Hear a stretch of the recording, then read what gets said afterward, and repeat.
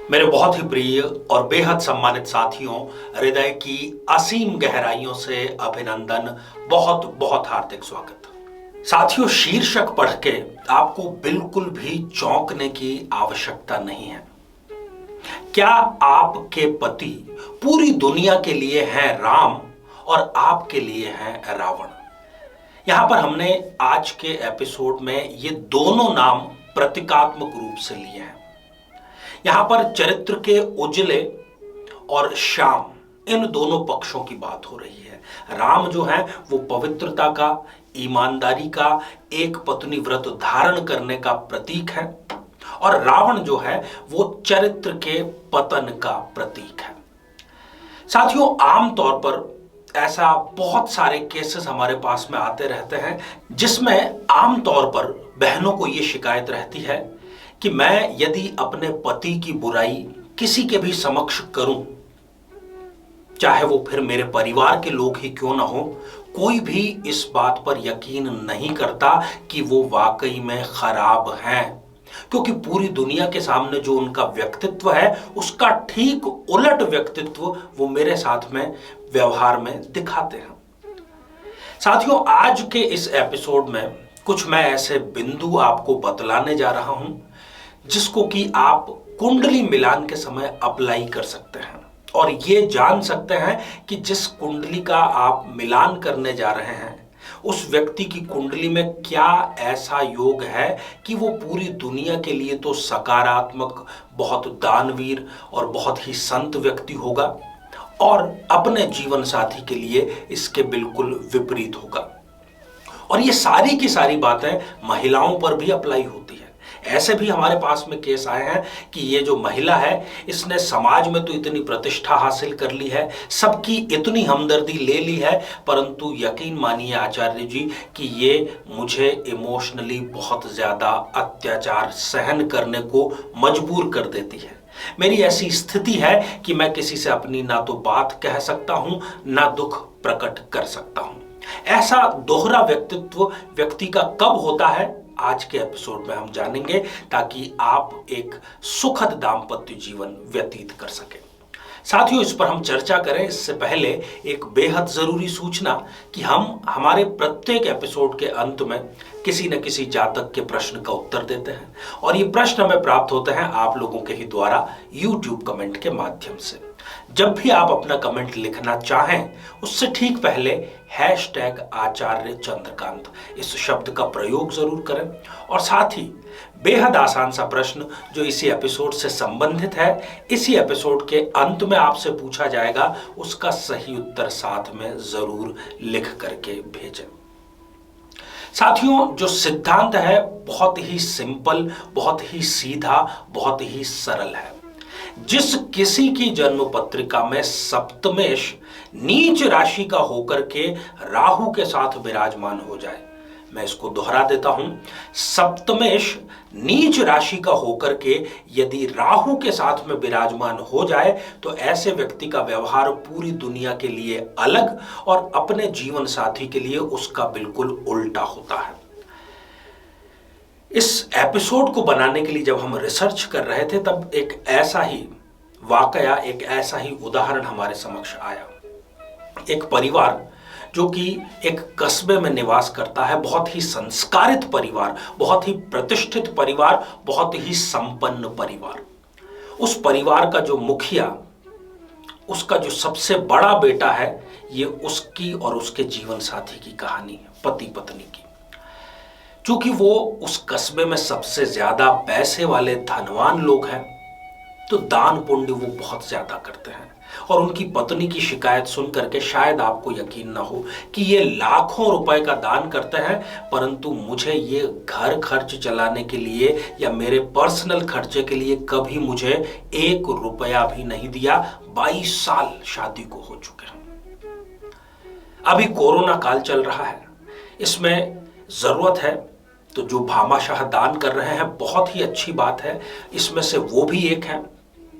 तो लोगों को जब भी बीमारी में जरूरत पड़ती है तब वो उसमें सबकी मदद करते हैं, परंतु जब उनकी पत्नी स्वयं की बुखार में तप रही हो, तब वो उससे ये पूछना भी उचित नहीं समझते कि क्या तुम्हारी तबीयत ठीक है, क्या तुमने भोजन कर लिया, क्या तुमने गोली कोई ली इसको सही करने के लिए?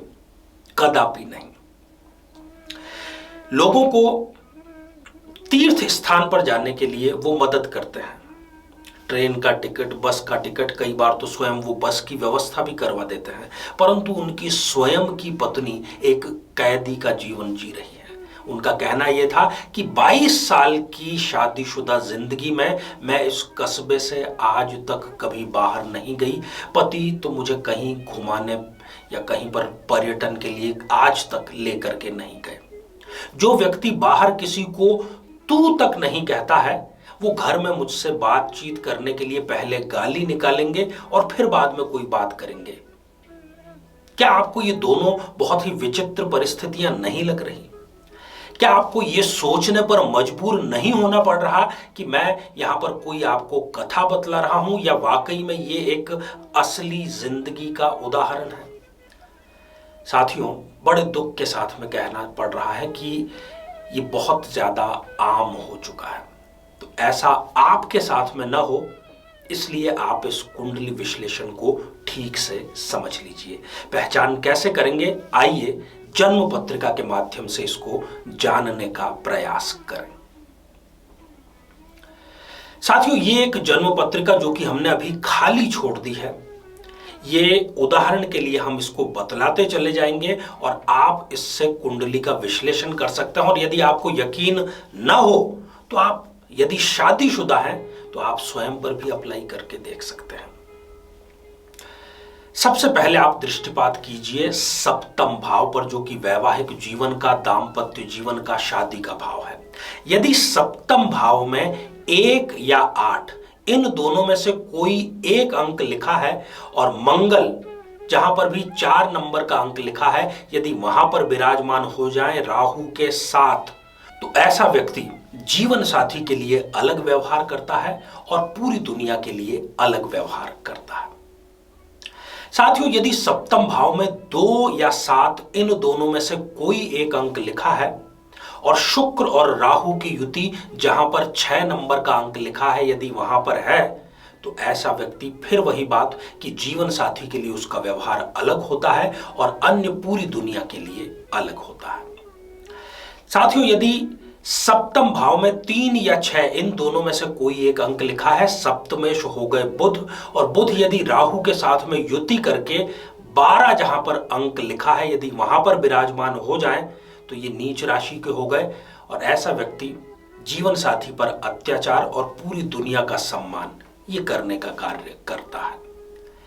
यदि सप्तम भाव में 4 नंबर का अंक लिखा है और चंद्रमा और राहु की युति जहां पर कि 8 नंबर का अंक लिखा है, यदि वहां पर है, तो यही स्थिति है। ये एक दोहरे व्यक्तित्व का धनी होता है या होती है, क्योंकि दोनों पर अप्लाई है। पूरी दुनिया के साथ में बहुत अच्छा, सुंदर, पवित्र व्यवहार और जीवन साथी पर अत्याचार। साथियों, यदि सप्तम भाव में 5 नंबर का यदि अंक लिखा है और सूर्य और राहु की युति जहां पर 7 नंबर का अंक लिखा है, यदि वहां है, तो फिर वही स्थिति जीवन साथी के लिए बहुत बुरा, परंतु दुनिया के लिए बहुत अच्छा, ऐसा आवरण कि किसी को यकीन नहीं होगा। यदि सप्तम भाव में 9 या 12 इन दोनों में से कोई एक अंक लिखा है और गुरु और राहु की युति जहां पर 10 नंबर का अंक लिखा है, यदि वहां है, तो गुरुदेव नीच राशि के हो गए राहु के साथ में। सेम वही बात अप्लाई होगी। साथियों, यदि सप्तम भाव में 10 या 11 इन दोनों में से कोई एक अंक लिखा है और शनि और राहु की युति जहां पर भी 1 नंबर का अंक लिखा है, यदि वहां है, तो वही बात जिस पर हमने आज ये एपिसोड बनाया है। इन सब बातों का यदि आप विशेष ख्याल रखेंगे, तो मेरा ये दावा है, ये आश्वासन है और मेरी प्रैक्टिस का ये निचोड़ है कि आपको कम से कम ऐसा जीवन साथी नहीं मिलेगा। आपको वैसा ही सच्चा जीवन साथी मिलेगा जैसा आप तलाश कर रहे हैं। जैसा व्यवहार उसका बुजुर्गों के प्रति होगा, जैसा व्यवहार उसका अपने दोस्तों के प्रति होगा, वैसा ही अच्छा व्यवहार वो आपके साथ में करेगा। आपको ऐसा दोगला और मुखौटा चढ़ा करके व्यवहार करने वाले जीवन साथी से यदि आपको बचना है तो इस सिद्धांत को अवश्य अवश्य अप्लाई करें। साथियों, इसी प्रकार के रोचक और जीवन को बेहतर बनाने वाले शोधपरक एपिसोड हम आगे भी लेकर के आते रहेंगे। आइए साथियों, अब हम बढ़ते हैं आज के हमारे कमेंट के चरण की ओर। आज हमने कमेंट शामिल किया है हेमंत राजवंशी जी का, जो कि उन्होंने लिखा है कामरूप आसाम से। हेमंत जी, आपने पूछा है कि आपका विवाह कब संपन्न होगा। हेमंत जी, आपकी जन्म पत्रिका में मंगल जो है वो सप्तमेश है और अष्टम भाव में आकर के विराजमान हो गए हैं। इस प्रकार से आप प्रबल रूप से मंगलिक हो गए हैं। तो सबसे पहली और महत्वपूर्ण सलाह आपको यही है कि आप कुंडली मिलान करके विवाह करें। ऐसे व्यक्ति से विवाह करें जो स्वयं मंगली हो या कम से कम उसके मंगल दोष का कैंसिलेशन हो रहा हो, और आपको सितंबर 2021 अर्थात इसी वर्ष एक अच्छा रिश्ता आएगा, सितंबर या उसके बाद में। ढेर सारी आपको शुभकामनाएं। तो आइए साथियों, अब आज का बेहद ही आसान सा प्रश्न पूछ लिया जाए। आज हमने चर्चा की ऐसे जीवन साथी की जो दो प्रकार का व्यवहार करता है, जीवन साथी से अलग और पूरी दुनिया से अलग। तो आज हमने जो चर्चा की उसमें सप्तमेश के साथ में किस पाप ग्रह की युति की बात की गई है। साथियों, आप सभी स्वस्थ, समृद्ध और शांतिपूर्वक जीवन व्यतीत करें। नमस्कार। जीवन में किसी समस्या का सामना कर रहे हैं, जैसे कि शादी में देरी होना, पति पत्नी में मनमुटाव या तलाक तक की नौबत आ जाना, संतान का प्राप्त न हो पाना, नौकरी या धन प्राप्ति में बाधा आना, जीवन के प्रत्येक क्षेत्र में किसी न किसी प्रकार की बाधा आना, तो आज ही अपनी जन्म पत्रिका का संपूर्ण विश्लेषण करवाएं और पाएं समस्या से सदैव के लिए मुक्ति।